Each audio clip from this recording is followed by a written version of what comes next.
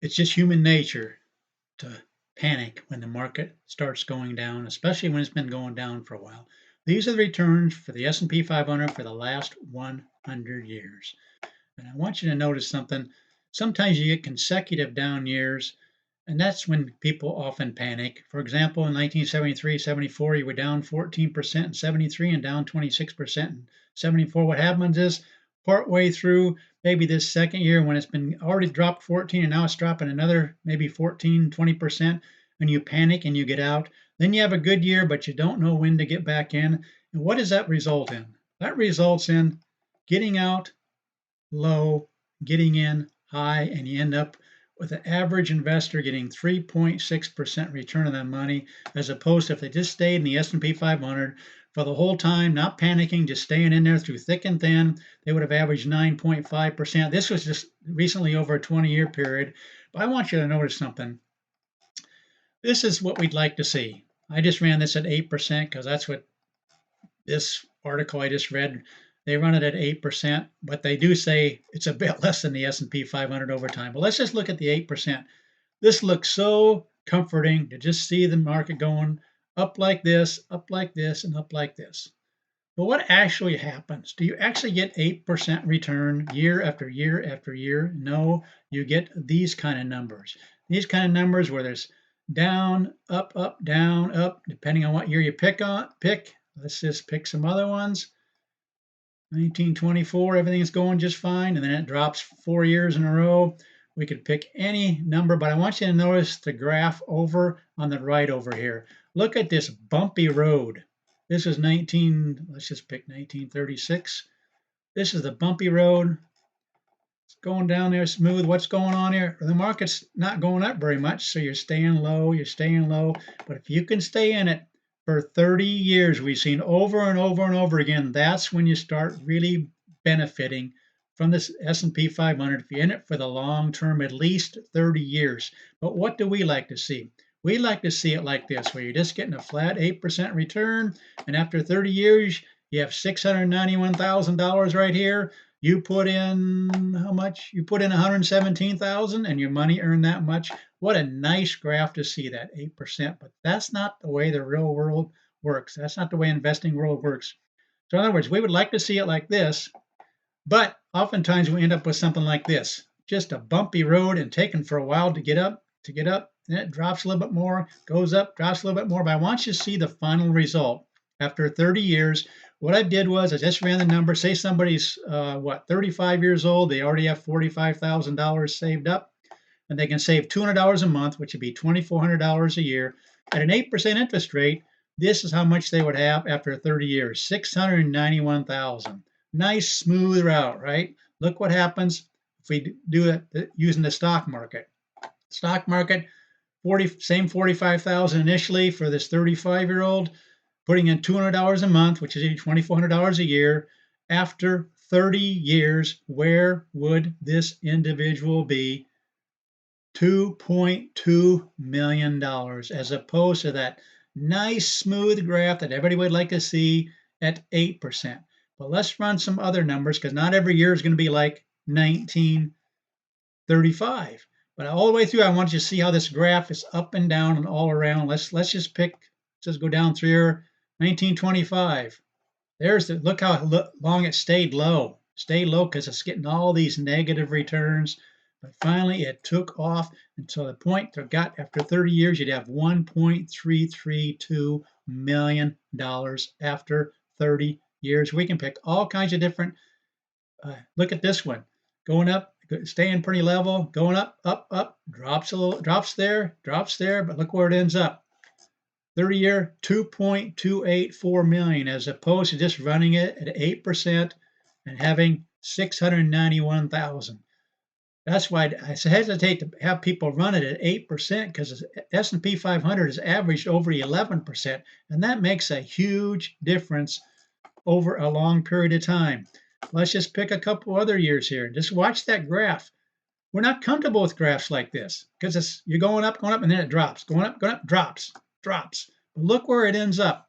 After 30 years, 1.126 million. Way more than that 8% return. pick a couple other years here. That's what we do this channel. Look at this one going along here pretty flat, and then it drops down there. But then look at it takes off like a rocket, and you end up with over $1 million if you just hung on to that and just did $200 a month. Again, this is somebody that's 35 years old. We're just doing hypothetical cases.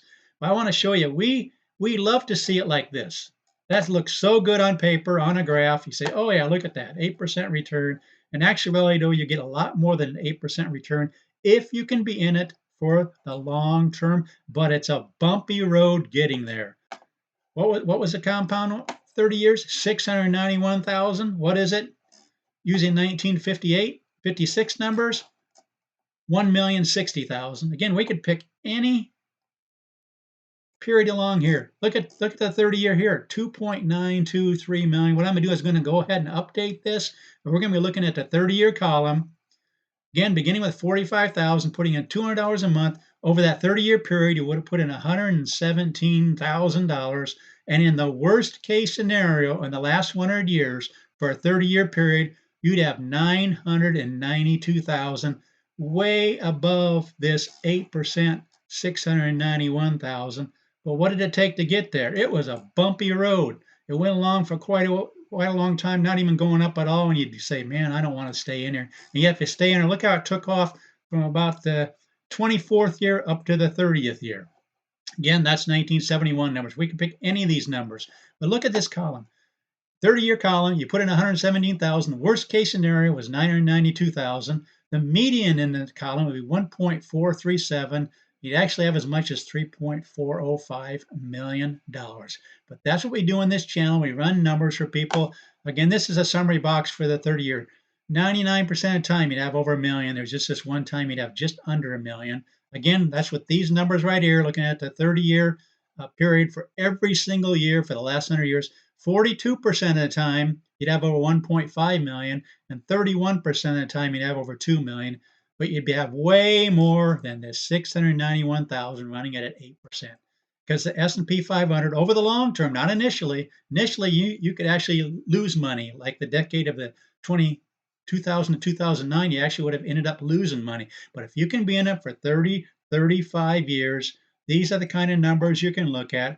And here's what I've done, shown you. You can't just look at a decade, because there's a decade in here where you only average 0.67% on your money for the whole 10 years. But if you can get out there 30 or more years, look at the averages.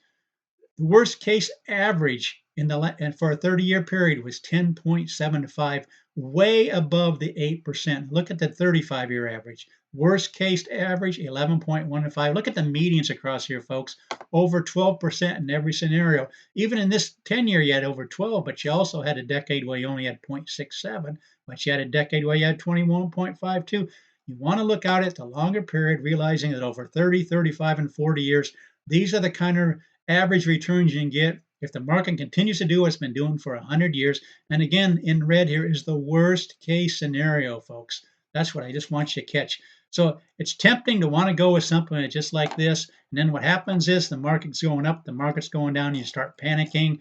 No matter what year I pick, like look at 1951 numbers. You go along here pretty good, building up pretty good. And what happened? 1973 and 1974 came and it dropped like crazy. What's 1973 and 74? Down 14 and down 26.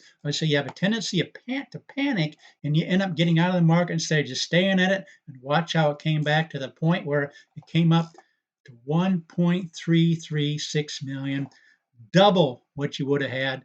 Well, you would have had a straight path at 8%, up to 691,000. It would be a really bumpy road getting to twice that amount, 1.336. But look at the reward for staying with it for 30 years, and it's even better if you stay with it for 35 or 40 years. But I just want to show you, we all want this kind of graph, but in reality, this is the kind of graph you're often going to end up with, but you end up with twice as much money at least in the long run, if you can be in it for 30 or more years. That's what we do on this channel. We run numbers for people. We show them what the numbers might turn into. Looking forward, just use the returns from the S&P 500. Please consider subscribing. Please let people know about this channel and the numbers that we run for people. And please like the video, and thanks for watching.